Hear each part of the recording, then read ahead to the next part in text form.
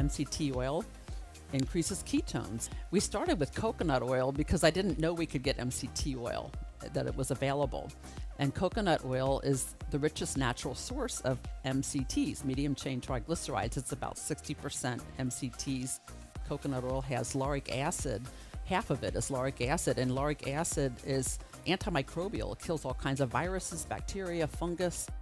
Lauric acid, a group in Japan has learned that lauric acid stimulates ketone production directly in astrocytes, which are brain cells that nourish other brain cells.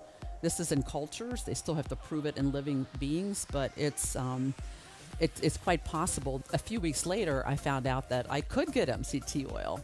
And I was learning at that point that it increased ketone levels higher than coconut oil. We actually did measurements with Dr. Richard Beach at the NIH. He was curious about this, and that's what we found out. And so I started mixing them together, and I ended up finding that a 4-to-3 ratio. So the MCT 143, the 4-to-3 just happens to be the ratio of MCT to coconut oil that I arrived at. That was liquid at room temperature. You could use it in almost any food.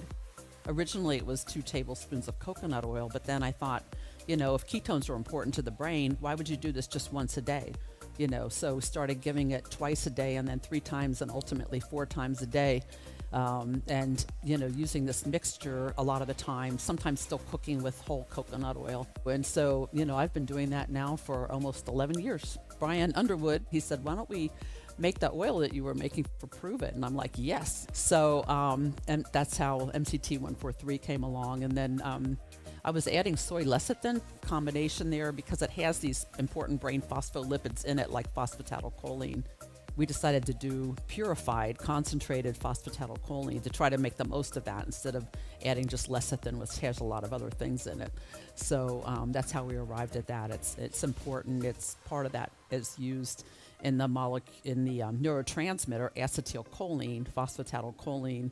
That has to do with memory in the brain, and it's abundant in the cell membranes. It helps bring those important omega-3 fatty acids into the brain. So that's, why that is part of it. And that's, to me, I think of the 143 as the one special ingredient.